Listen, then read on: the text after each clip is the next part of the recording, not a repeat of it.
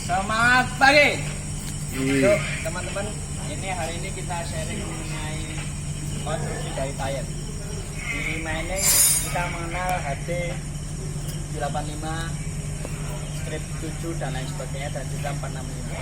Oke, kali ini kita bahas itu yang HD 785, tayarnya.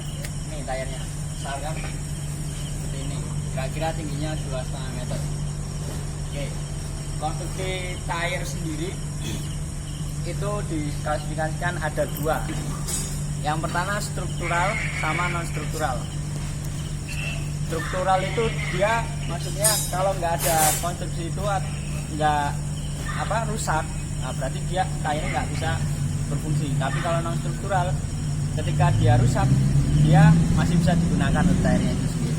Baik, di sini HD785 memiliki kode nomenklatur yaitu size 27.00R49, yang mana 27 itu adalah lebarnya telapak ini telapak. Titik 00 itu perbandingan antara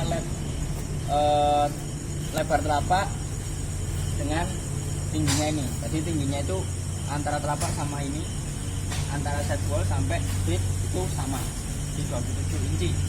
Terus R itu artinya dia konstruksinya tipe radial, nanti ada bias ada radial. Terus yang 49 adalah lebar dari ringnya itu sendiri. Baik, kita akan coba bedah dulu konstruksinya apa aja. Mulai yang pertama, ini area lingkar, ini namanya bit. Nah, bit itu sendiri fungsinya dia sebagai dudukan dan juga sebagai penahan pressure dari dalam, biar dia duduk di dalam rem. Terus dia fungsinya sangat utama. Ini kalau rusak udah angin bisa bocor lewat sini itu.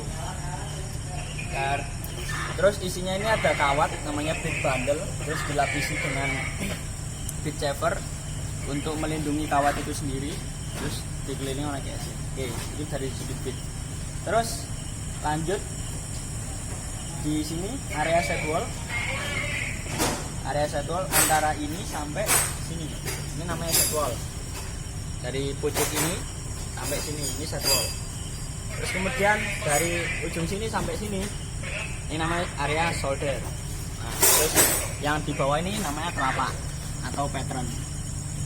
Oke, tuh ini yang di samping. Tuh langsung ke dalam. Nah, di dalam ini bisa kita lihat ini yang membentuk tayar seperti ini. Terus agak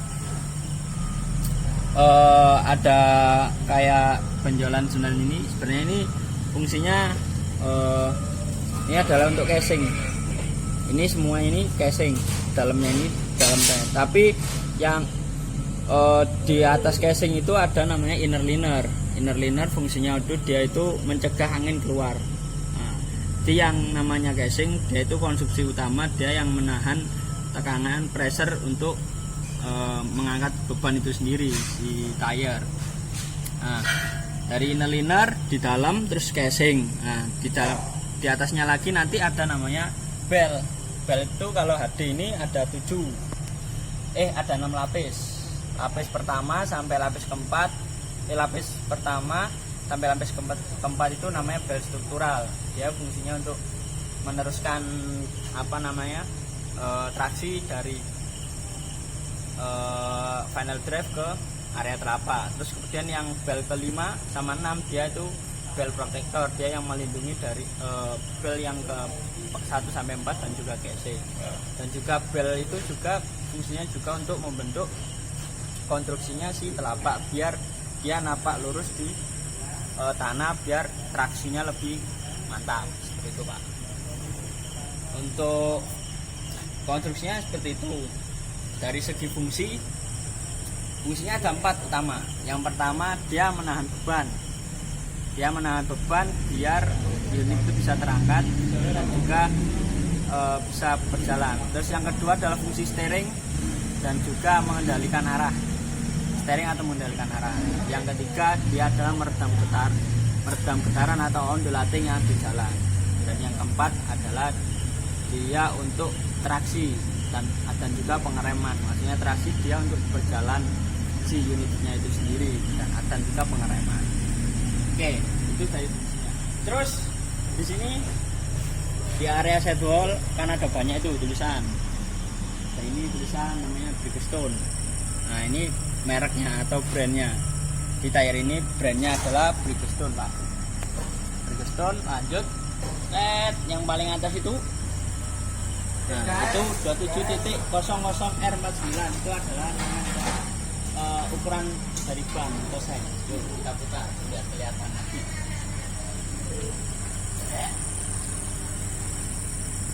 Nah, kelihatan bro. Sip.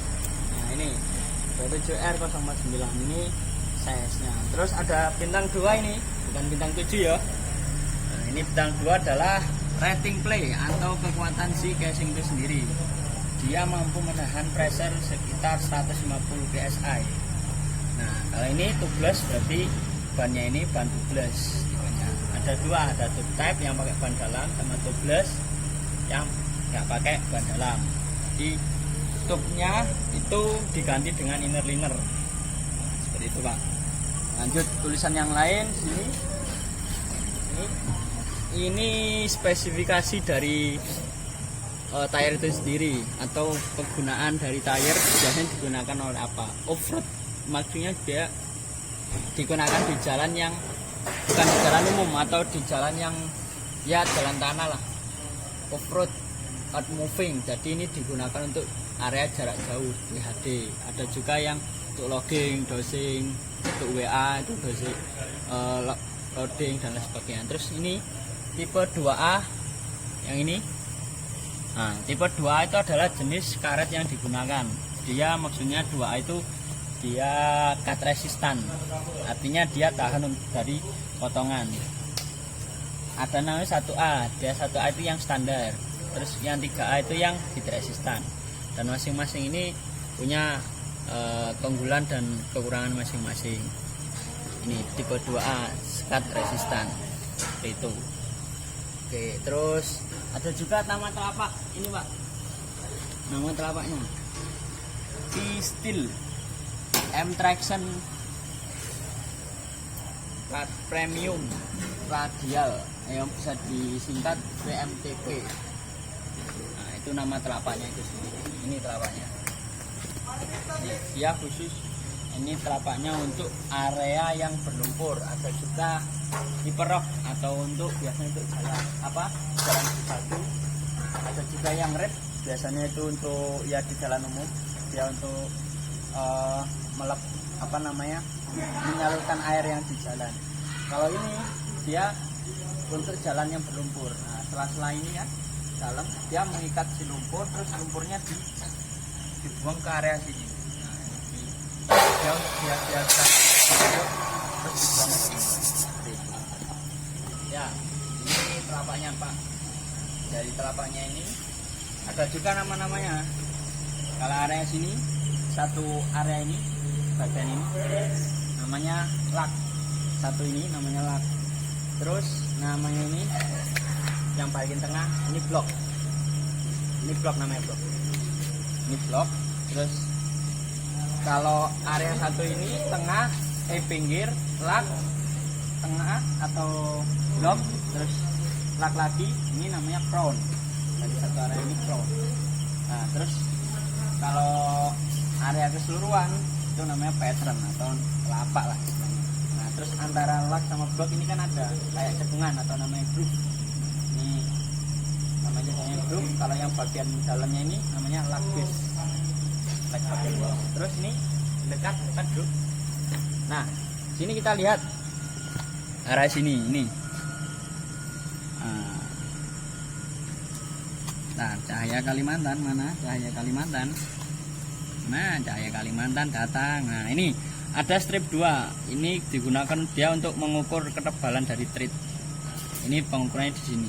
Kalau mau ukur nggak boleh satu arah sini aja. Dari sini ukur, terus sebelah sini ukur, terus arah diagonalnya juga diukur. Jadi nggak boleh satu sisi aja biar valid untuk pengukurannya. Nama alatnya pengukuran di trip dit seperti itu.